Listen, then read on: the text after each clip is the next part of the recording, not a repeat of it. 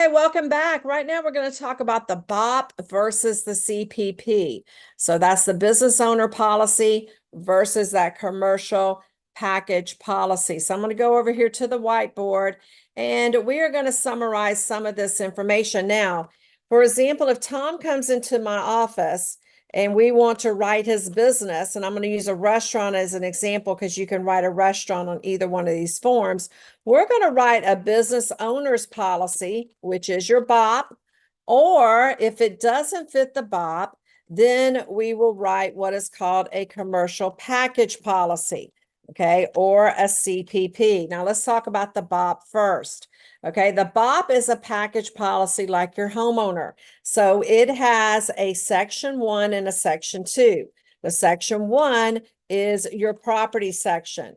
Now, you will have a building coverage here. Not every insured that you write has a building, but if they have a building, you'll put that coverage there.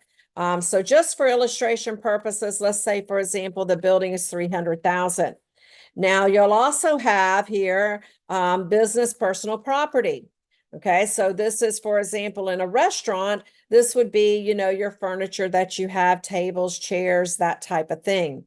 And there are no relationships between these two. Remember, in your homeowner's form, you have everything comes off of coverage A, 10% off of other structures of coverage A, 50% for contents of coverage A. Here, you will just figure out what your limit is. And for example, it could be 130,000. So that's your section 1. Now in the BOP, usually it is a special form policy, which means it covers all of those perils that we've talked about. We've talked about fire and lightning and a way you can remember wars, which is wind and hail and aircraft and auto and riot and volcano, explosion, smoke. You have vandalism, malicious mischief. You also have the big effect, which is burglary, ice, snow, sleet, glass, accidental discharge, freezing, falling objects, electrical, collapse, tearing apart. All of these are the perils that you have, on the special form. But one of the great things about a special form is it covers theft because not all of your commercial properties do. Okay, so you have theft coverage. Now, the interesting thing about this is even though it's theft coverage, it does exclude employee theft. So I'm going to show you a way that you figure that, how you can do that. Even though you have theft coverage, it excludes theft of money and securities. Okay, so kind of keep that in mind with your special form. Now, a BOP has a lot of great coverages, but it has very tight eligibility requirements.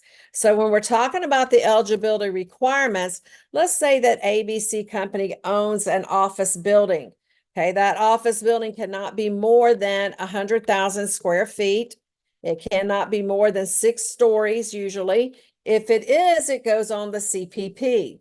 Okay, usually your BOP cannot be more than 6 million in sales, for example. So you have that as well. If you have a restaurant, okay, the restaurant can't be more than 7,500 square feet. Also, the restaurant cannot be more than 25% in beer and wine sales. Okay. And also they limit sales for gasoline stations to 50%. So you do have some strict eligibility requirements. Now, no matter what, you cannot put any type of homeowners on this policy or dwellings on this policy. You cannot put banks or any type of manufacturers. Those are going to go on the CPP as well. No places of amusement like water parks and that type of thing. Okay, so you have that section 1 coverage there, and then you have it with a special form, and there is some strict eligibility requirements. Now, you can put some endorsements on this policy, just like you do on the homeowner policy. These cost money. Sometimes they're called optional coverages, and some of the top optional coverages would be signs. The BOP usually comes with $1,000, but if you need more sign coverage, you can definitely have some sign coverage there. You can add signs to that. Also, since you don't have money in securities, even though you have this great theft policy, you'll want to put money in securities on this policy as well. There is what they call an inside limit and an outside limit. So for example, you may take in as much as $5,000. And so you'll want, $5,000, maybe you have some cash there that you keep. So maybe 5,200 on the inside and 5,000 on the outside, or it can be the same limit. Okay. So even if you have this optional coverage, there is no employee theft here. Okay, so the special form doesn't include employee theft, and neither does this money and security. So what you have to do next is you have to add employee theft or employee dishonesty coverage. It is the only policy out there that pays for employees if they steal, business personal property or money and securities. It's the only form that will pay for that. It's kind of like a crime type policy. So you can add this endorsement onto the policy. You also can add, some boiler machinery, some mechanical breakdown, to this policy as well if you have care, custody, and control of your HVAC systems. And then you also can put hired and non-owned, which is a commercial type policy. So if your employees drive their own cars, their insurance pays, and then if they get sued, then you have liability to come over excess over, it's excess liability over the employee's type car. So you do have a Section 1. You also have a Section 2 coverage. And this is basically your commercial general liability form that we talked about in another video. And this is and it's usually an occurrence form, which I'll talk about in another video as well.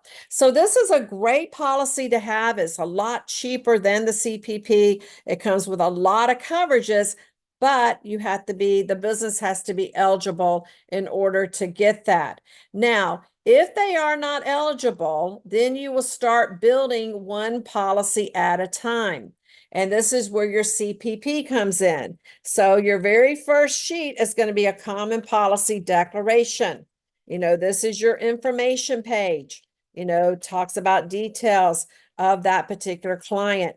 You also have a common policy conditions, and these are duties that spells out the first named insured, their responsibilities, and the insurance company's responsibilities.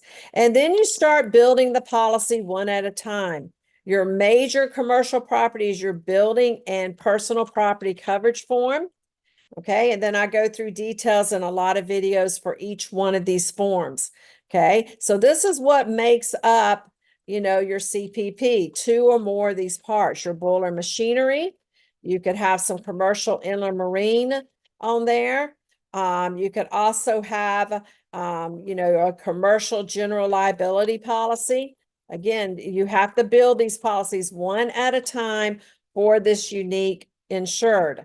You have a commercial crime policy, and you have commercial auto policy as well. So these are the policies that make up the CPP. And usually you only write the CPP if you cannot write a BOP. Okay. All right. If you need more help on this, I go through a lot more details in my class here. So I want to help you pass any state test that you have. You can order this supplemental material. It's $97, 110 days access to PDF worksheets, videos, cheat sheets, and it's under tdinsuranceexamprep.com. All right, so I will see you in the next free video, or hopefully, you will buy this course and get a lot of good information to help you pass that test. Okay, see you soon.